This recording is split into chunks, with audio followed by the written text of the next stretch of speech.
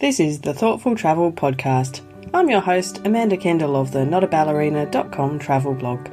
Every episode I'll share travel tales from several fellow travel lovers, and together we hope to entertain and inspire you, remind you of some of your own great travel experiences, and encourage you to hit the road again soon.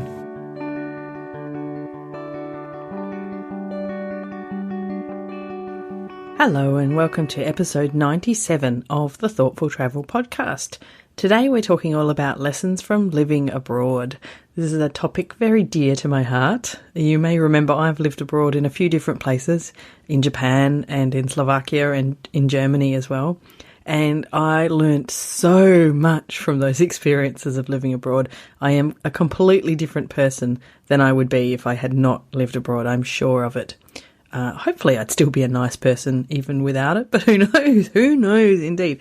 I don't have parallel lives to check it out. But I've got three guests today who've also had some really interesting experiences living abroad and learnt a huge variety of things from those experiences as well. So on to them in a minute, but first of all, I have to introduce this month's new sponsor, and I'm pretty excited about it because this month's sponsor is Boxu. Now, if you don't know what Boxu is, just wait, I'm going to tell you. So it goes back to how much I love Japan, as you know, and of course, as I just mentioned, Japan was the first place I lived when I moved abroad, so it's very relevant to today's episode as well. So anyway, last month, the one before now, when my son and I were in Japan, we managed to have an obsession with Japanese snacks. I already had one, I suppose, but I passed my obsession on to him. We made a habit of browsing the snack aisles in the convenience stores and the supermarkets and the 100 yen shops and tried all sorts of new sweet and savoury snacks the whole time. The sad thing is I can't go to Japan every month and get more, but this is where Boxu, this month's sponsor, comes in. So Boxu is awesome because they send out a monthly box of specially picked Japanese snacks. It's something different every month. My son and I are super excited because the June package is about to be sent to us, and it's very appropriate. It's themed around the foods of the city of Nagoya. And I visited Nagoya for the very first time on our recent trip, purely because it's where Legoland is located. But I loved it, and I was really keen to explore it more. So although we only had a few days there, at least now our taste buds will be able to. So I'll leave a link to Boxu in the show notes. But if you are keen to try out Boxu yourself, you can get a $5 discount on your order by using the discount code THOUGHT5, Thought from the Thoughtful Travel Podcast, so THOUGHT5. Anyway, enough of making me hungry, and let's move on to my first guest today, who is Clare Harris. So Clare Harris had ended up teaching English as a second language and ended up moving to Thailand, and it was in Thailand that she learnt all kinds of useful things about life abroad. We were having a wave of people who'd come from camps in Thailand, who'd come from originally Vietnam or Cambodia or Laos. Right. And there was a call for people who would like to go and do some work there, doing cultural orientation, for people who are coming to Australia. And so I put my hand up for 6 months, and then I ended staying there nearly 3 years. Oh, so, my goodness. Yes. Right. That was in Thailand. That was in Thailand, yes. So it's kind of confusing because within Thailand itself, that was the host country, or the country that people had come to, where they were in the UN managed camps. Okay, but they weren't Thai people. They weren't Thai people. People around me were. Yes, exactly. Yeah, so it was a funny kind of linguistic situation because at work I'd be using English. I was teaching English, but surrounded by people who spoke Lao or Vietnamese or Khmer, or Hmong, other languages. But then outside, when I went home, living in a Thai town or a Thai village, I was surrounded by Thai. Yes. So then this kind of, multilingual craziness. And that was when I had the experience, which I guess influenced, and this is a long time ago, you realise from the situation, that I could not work out how to become literate in Thai. So I had the experience of having a lovely friend who helped me learn to speak some Thai. Right. And that same thing of, the value of someone who might not be a language teacher, but just being willing to exchange conversation a couple of times a week just was fabulous. Yes. But I learnt just by listening. Right. And Thai, I don't know if you can kind of cast your mind back to when you were in Thailand, but it's a sort of beautiful looking language, but first of all the words are run together. So in a phrase, there's no using spaces. There aren't spaces between words. And secondly, if you've ever heard somebody say B and D are so similar, and you've thought, no, they're not. Well, that's how I felt about Thai, because although of course the letters were all different, to me I mean, you're right, it's very beautiful looking language, but they're all just like little curls. And it looks like it's a decoration, not a language. So. Now, look, I'm sure I don't want to kind of criticise in any way. Hats off to them because they are obviously all able to read it. Exactly, but it's very complex and there are a lot of rules about how the class of the consonant or vowel affects the tone, because it's the 5 tones. Yes. It's and how you write that. Right. So complex. I can imagine. And I just never got it. And so I would be in that situation where I'd be standing at a bus stop. The bus would be coming along. I'd be peering to see, and I'd be trying to spell the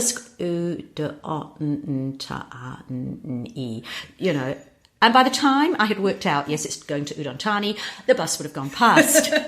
Or I could wave down the bus and have the embarrassment of then realising, no, it's not the right bus.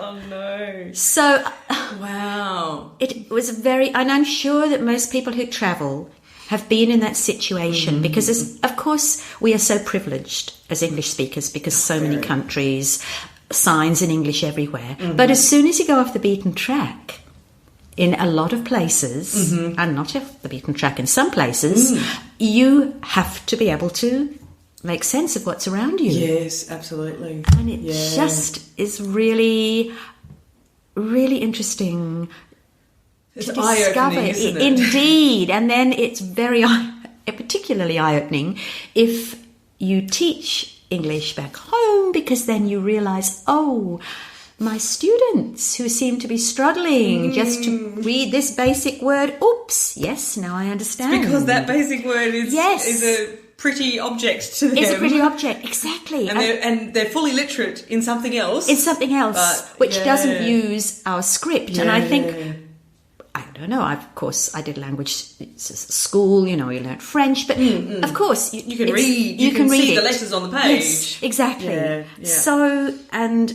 someone also could explain to me what's going on in English. Yes. So then that whole experience of being in Thailand, which was wonderful in so many ways, that whole living in a country, especially a very welcoming country, where teachers are very much revered. And so when I would say what I was doing here, I would get so much nice support, reaction, people trying to sell me things would immediately stop. Right, lovely. Yes. So a very different experience from being just a visitor. Yes, So apart from that, yes, it was, as I'm sure most people, as you would say, a massive learning experience for me, culturally, personally, and informing my teaching. Claire and I went on to discuss how useful it is as a teacher of English to appreciate how it feels to be a language learner, especially if you're learning a language that's quite different to your own. But I think that this feeling and this empathy is useful way beyond teaching.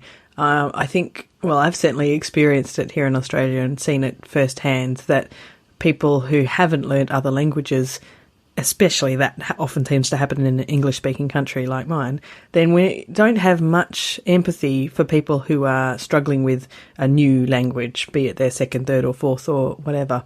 Even I remember when I moved to Japan that I had a couple of friends who would ask me after the first sort of 5 or 6 months, they'd say things like, you must be fluent now because you've been living there for half a year.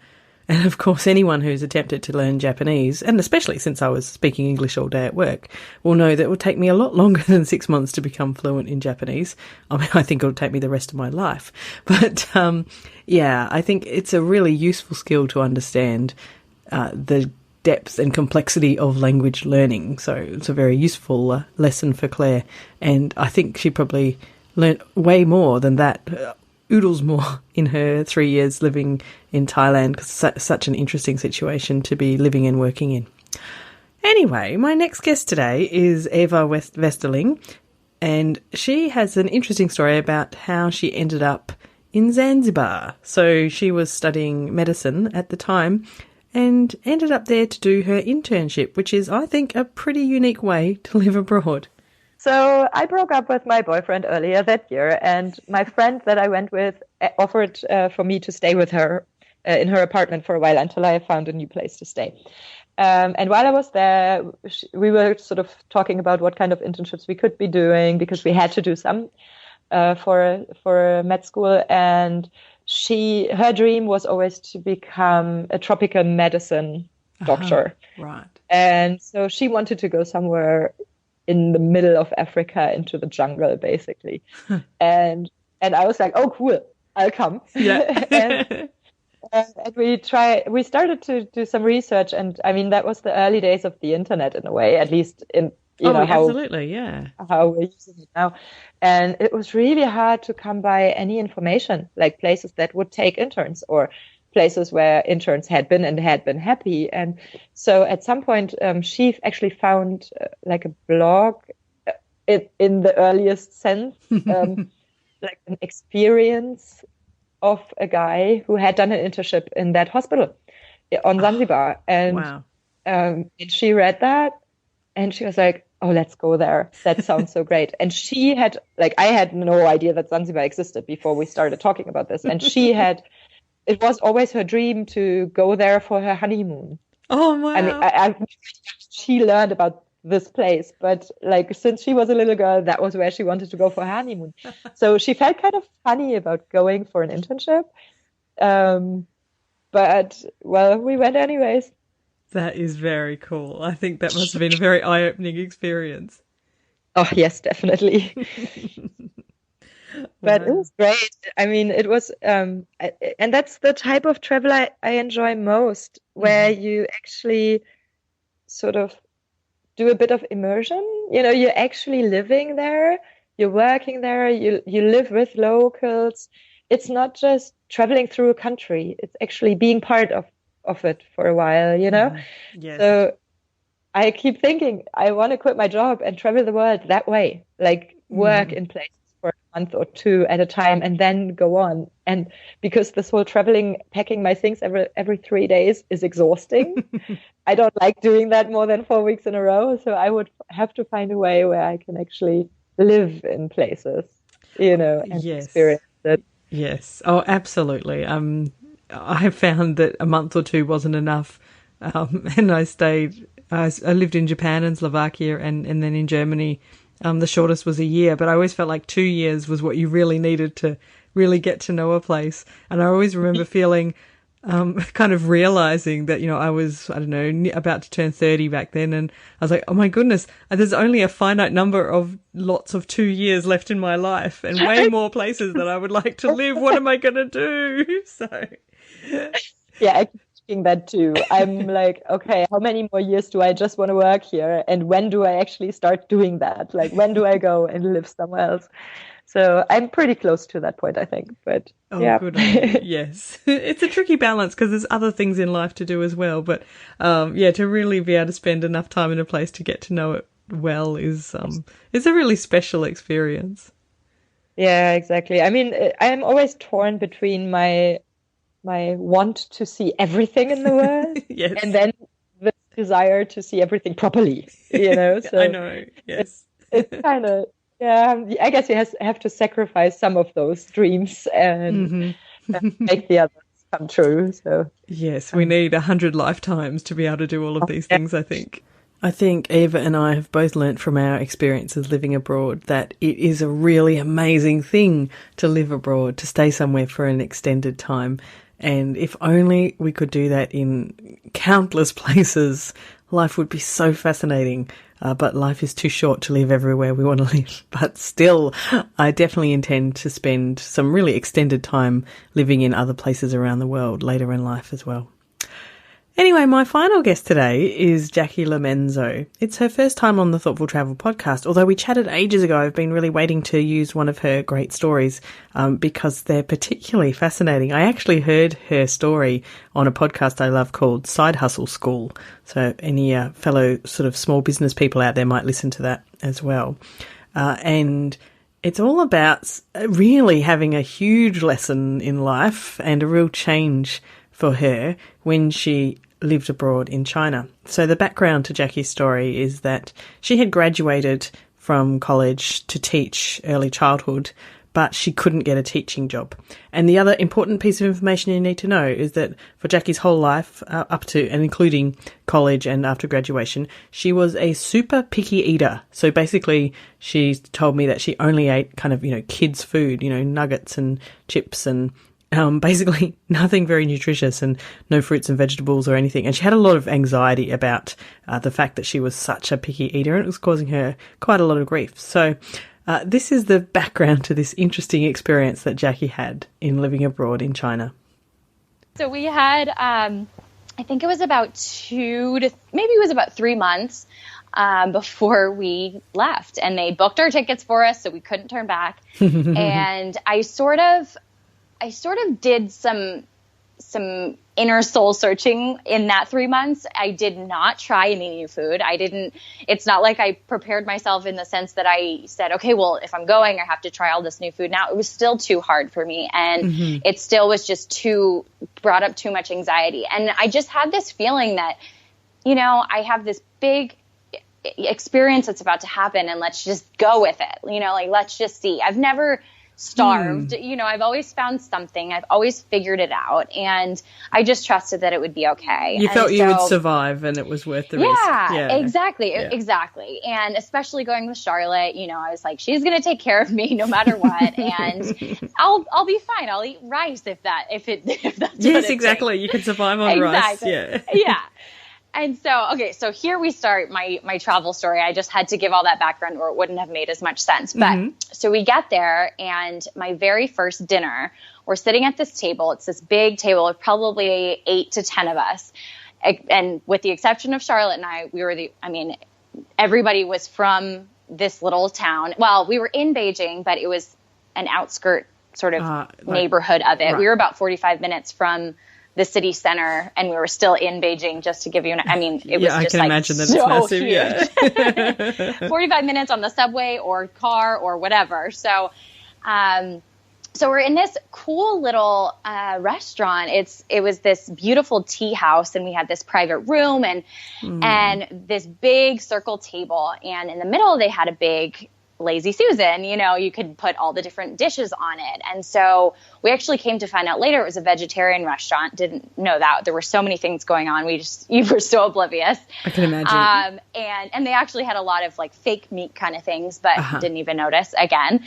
And we're sitting there, and they're putting out tofu and pineapple and all the just completely crazy dishes in my mind, things that I had never ever eat. And I sat there and I started just saying, okay, I'm just going to put some in my bowl. Nobody's serving me. Nobody's putting it in front of me and saying, well, you don't like it. You're not going to eat it. And so that was one big part of why I think I was able to try every single thing on the table. Really? You tried everything? I tried everything. Wow. And I loved everything. Oh, no way. I loved tofu became my favorite new food. I'm like, pineapple is amazing. These eggplant, mushrooms. Some of my favorite foods. Things that were like, you couldn't have paid me hundreds and hundreds of dollars, even just a week before, I swear. And so what I realized, looking back, I've done a whole lot of reflection on that moment, that one night, because that's when everything changed for me, because then I became sort of just for the first time really interested in food and nutrition, and that's sort of how my coaching business got started. Of course, yeah. But what I realized was, for the very first time, I wasn't the picky eater. Nobody knew me as that. And you didn't have to fulfill that. It was the only time in my whole life. And Charlotte was sitting there, but she's known me forever. And she was in her own world. Like, we're both like totally overwhelmed that I wasn't even worried about what she would say or anything like that. But most of the time, I mean, every other food experience up until this point was, Jackie, are you going to try it? Oh my gosh, Jackie's taking a bite. Oh my gosh, do you like it? Do you hate it? And it was just terrible. And nobody realized that that's what it was, you know. They think, well, it's just food. It's just easy. Like, it's delicious. Just eat it, you know? Yes. And there's just this wall that got built up in me, and it just prevented me from wanting to try new foods. I just love Jackie's story about how moving abroad to China, just a complete change of environment and different expectations and different people around her, helped her to completely overcome this eating issue she had. It's kind of amazing, and obviously it's been really life-changing for her. But I can really relate. When I moved to Japan, in the years before that, I'd struggled quite a lot with some anxiety issues. And even though before I moved to Japan, I actually had nightmares about being anxious in Japan in situations like being crammed onto trains, you know, the way you see them on TV all the time.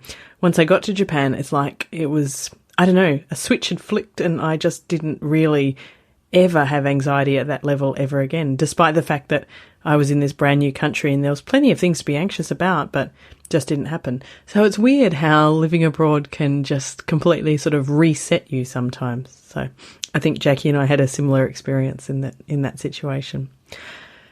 Anyway, I hope that these tales of living abroad have been interesting and perhaps inspiring. Perhaps if you're wondering, should you live abroad, maybe they'll encourage you to say, yeah, let's go for it. So I hope that you've enjoyed episode 97 of the Thoughtful Travel podcast. Don't forget our wonderful sponsor, Bokksu. You can look at the amazing Japanese snacks of Bokksu by going to their website, bokksu.com, and you spell Bokksu Bokksu. And don't forget to use the discount code THOUGHT5 to get a $5 discount on any of the subscriptions or one-offs that you can see there. I'm sure that you will enjoy them. Just watch this space and you'll hear what happens when we get ours. I think it will be very exciting. I'm really excited already. Do I have to share them with my Mr. 8? I guess I do, but I wish I didn't. Anyway, so thank you to Bokksu. Thank you also to the wonderful guests that contributed their stories to this episode. First up, we had Clare Harris, and you can find her at her site, clareharris.com. And you can also find her Australian ESL materials for adults and young adults, some books, a lot of great books, readers, and all sorts of stuff at thebooknextdoor.com. A big thank you also to Eva, and her blog is called Not Scared of the Jet Lag. I love her title. I am still a bit scared of the jet lag, but I appreciate the sentiment behind it. And you can find her blog at notscaredofthejetlag.com. And I also chatted with Jackie Lamenzo, and she's very logically at jackielamenzo.com. She has lots of interesting info there, and if you have a picky eater, or if you are a picky eater, then there's some interesting info at jackielamenzo.com about that too. Now, if you have any tales of your own to share about living abroad, please come along to our Facebook group and share them. The Facebook group is called Thoughtful Travellers, so you can find them just by searching in Facebook for Thoughtful Travellers, or there's a link in the show notes as well. And of course, these show notes for episode 97 can be found at notaballerina.com/97. Thank you very much for listening. This has been another episode of the Thoughtful Travel Podcast. Show notes and other information are at notaballerina.com/podcast. Join me again soon for another chat about why we travel. Bye for now.